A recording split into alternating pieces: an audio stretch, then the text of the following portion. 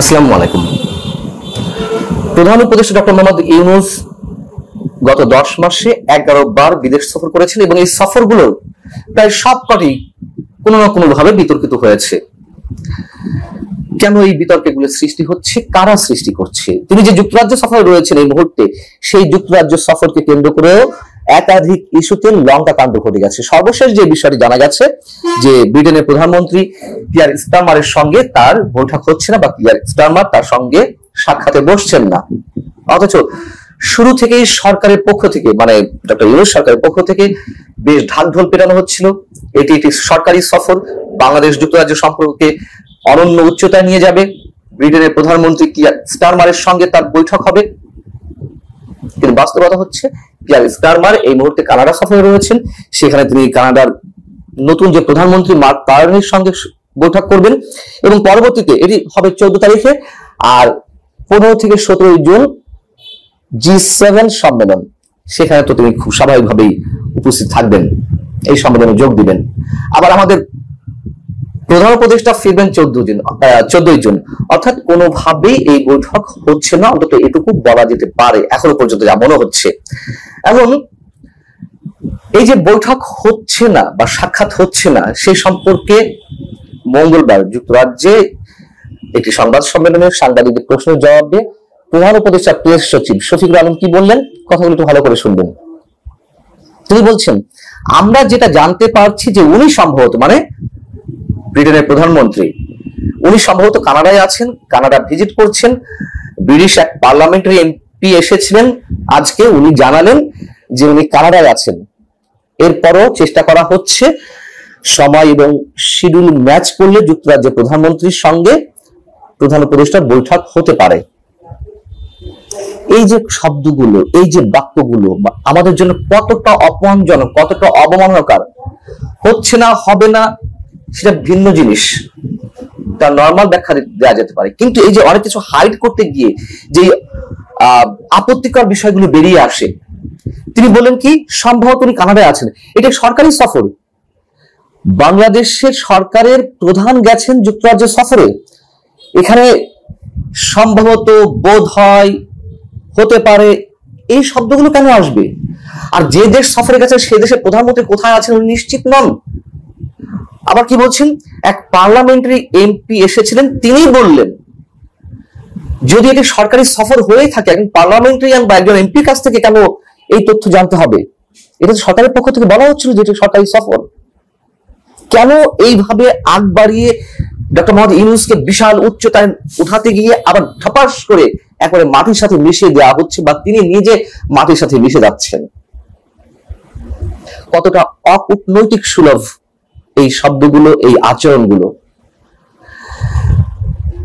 ব্রিটেনের এই মুহূর্তের অন্যতম একজন রাজনৈতিক বিশ্লেষক ক্রিস ব্ল্যাকবার্ন, তিনি ডক্টর মোহাম্মদ ইউনূস যুক্তরাজ্য সফরের আগেই একটি আর্টিকেল লিখেছেন, মন্তব্য প্রতিবেদন লিখেছেন। সেখানে কিয়ার স্টারমার যাতে ডক্টর মোহাম্মদ ইউনূসের সঙ্গে সাক্ষাৎ না করেন, কোন ধরনের বৈঠকে না বসেন, সেই বিষয়ে তিনি নানান ধরনের যুক্তি বিশ্লেষণ করে আহ্বান জানিয়েছেন কারণ তার সাথে কোনো বৈঠক না হয়।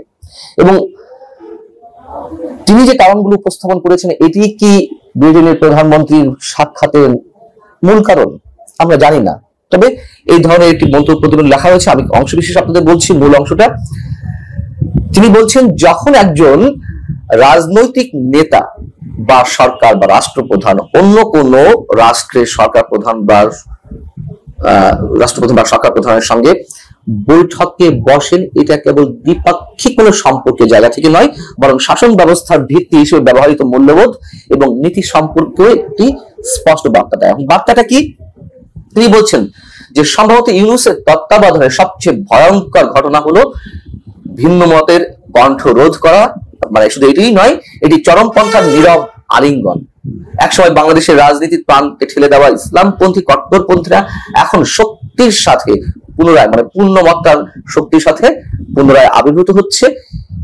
আপনারা জানেন যে নিউ ইয়র্ক টাইমস বাংলাদেশে যে মৌলবাদদের উত্থানের একটি উর্বর ভূমিতে পরিণত হয়েছে বা সুযোগ তৈরি হয়েছে এই দেশে, সেটি সম্পর্কে একটি প্রতিবেদন দেওয়া হয়েছে, যথেষ্ট সাড়া ফেলেছিল বাংলাদেশে এবং আন্তর্জাতিক বিভিন্ন অঙ্গনে। তিনি বলছেন নিউ ইয়র্ক টাইমসে সেই প্রতিবেদনের রেফারেন্স দিয়ে এই প্রতিবেদন অনুসারে এই গোষ্ঠীগুলো কঠোর ধর্মীয় নীতি আরোপ করছে, শিল্পী, কর্মী এবং নারীদের হুমকি দিচ্ছে এবং দেশটি যে ধর্মনিরপেক্ষ ভিত্তির উপর প্রতিষ্ঠিত ছিল তা ধ্বংস করছে। ইউনূসের প্রশাসন তাদের অন্য জায়গা করে দিচ্ছে বলে মনে হচ্ছে। সুবিধাজনক ভাবে হোক অথবা হিসাব নিকাশের বাইরে হোক, যেভাবেই হোক, বাংলাদেশে বহুত্ববাদের মূল্য এরই মধ্যে তার ঘাটতি অনুভূত হচ্ছে।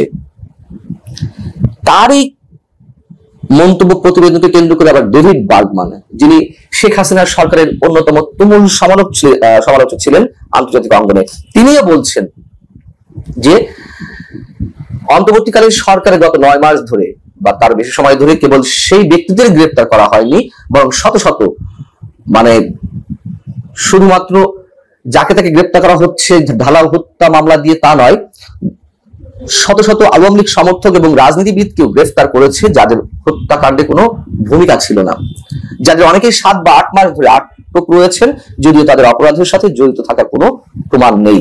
ক্রিস ব্ল্যাকবার্ন কথাও বলছেন যে এর মধ্যে amnesty international, human rights watch, committee to protect journalist, এই ধরনের মানবাধিকার সংগঠনগুলো এরই মধ্যে ডক্টর ইউনূস সরকারের মানবাধিকার বিষয়গুলোকে কেন্দ্র করে তুমুল সমালোচনা করেছে। এই অবস্থায় ইয়ার স্টামার যদি ডক্টর ইউনূসের সঙ্গে মানে কোন ধরনের সাক্ষাৎ করেন বা বৈঠকে বসেন, তাহলে অভ্যন্তরীণ রাজনীতিতেও ব্যাপক বিরূপ প্রভাব পড়বে। এখন আমরা জানি যুক্তরাজ্যে মানবাধিকার ইস্যুগুলোকে যথেষ্ট গুরুত্ব দেওয়া হয়, যদিও একথাও আমরা জানি যে এই মানবাধিকার বিষয়গুলোকে আবার তারা বিভিন্ন জায়গায় অস্ত্র হিসেবে ব্যবহার করে। সেই জায়গা থেকে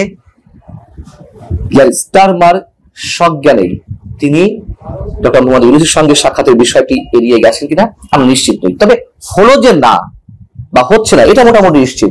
এবং সরকারের পক্ষ থেকে কেন এই বিষয়গুলো আগে থেকে ঠিক করা হয় না, কবে বৈঠক হবে, কবে কি হবে, এবং আমরা দেখেছি প্রত্যেকটি সফরের আগে, বিদেশ সফরের আগে এরকম অনিশ্চয়তার মধ্যে দিয়ে তারা কথা বলে। এখন আসলেই অনিশ্চয়তা বলবো নাকি এগুলো আগ বাড়িয়ে বলা হয় মানুষের সামনে ডক্টর মোহাম্মদ ইউনূসের গুরুত্ব মানে বেশি করে বাড়িয়ে তুলে ধরতে গিয়ে নিজেরাই নিজেদের ফাঁদে পড়ে যান কিনা, এগুলো তো অনেক আলোচনা হচ্ছে।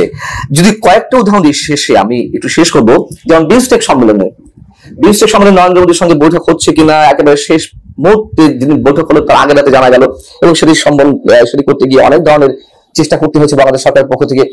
আচ্ছা, হলো তো, হওয়ার পরে কি হলো, এই যে শফিকুল আলম প্রেস সেক্রেটারি, প্রধান উপদেষ্টা, তিনি যে বিভিন্ন সংবাদ মাধ্যমে সংবাদ সম্মেলনে যে দাবিগুলো করলেন নরেন্দ্র মোদী শেখ হাসিনা ইস্যুতে কি ধরনের প্রতিক্রিয়া ব্যক্ত করেছেন, তিনি তার বিরক্তি প্রকাশ করেছেন শেখ হাসিনাকে নিয়ে, শেখ হাসিনাকে ফিরিয়ে দেওয়ার বিষয়টি তিনি যথেষ্ট গুরুত্বের সঙ্গে নিচ্ছেন, এই বিষয়গুলো তো একেবারে ডাহা মিথ্যা। এবং তারপর ভারতের বিভিন্ন গণমাধ্যম সেখানকার কূটনৈতিক সূত্র বরাদ দিয়ে নানান ধরনের রিপোর্ট করলো। চীন সফরে গেলেন, চীন সফরে গিয়ে বলা হলো যে $2.1 বিলিয়ন বাংলাদেশকে ঋণ দেওয়া হচ্ছে বিভিন্ন ইনভেস্টমেন্টের জায়গা থেকে। কোথায় সে ঋণ? তখনই বলেছিলাম এগুলো শুধুমাত্র প্রতিশ্রুতি, দেওয়া দরকার দেওয়া হয়েছে ভদ্রতা খাতিরে, তার একটা মাত্র আউটকামও তো আমরা দেখতে পাইনি এখনো পর্যন্ত। আমরা দেখলাম কাতার সফরে যাওয়া হলো, তখন বলা হলো যে এটি রাষ্ট্রীয় সফর। রাষ্ট্রীয় সফর হলে তার কোনো নমুনা তো আমরা দেখলাম না, সেই রাষ্ট্রের পক্ষ থেকে বিশেষ সম্মান, রাষ্ট্রীয় ভোজ কিংবা কাতারে আমিরের সঙ্গে বৈঠক, এটি কিভাবে রাষ্ট্রীয় সফর হয়? বিমানবন্দর তিনি যখন নামলেন একটা লাল গালিচা, একটা কার্পেট বিছানো ছিল, সেটাকে বলা হলো লাল গালিচা সংবর্ধনা। এই ধরনের বালখিল্য কথাবার্তা বলে কাদের সম্মানহানি করা হচ্ছে? যুক্তরাজ্যের এই সফরকে কেন্দ্র করেও নানান বিষয়ে এরই মধ্যে অনেক বিতর্ক সৃষ্টি হয়েছে, আপনারা জানেন। শেষমেশ কি হয়, কোন দিকে আমরা কি অর্জন করব, সেটা অনেক বড় প্রশ্ন। ভালো থাকো সবাই, আল্লাহ হাফিজ।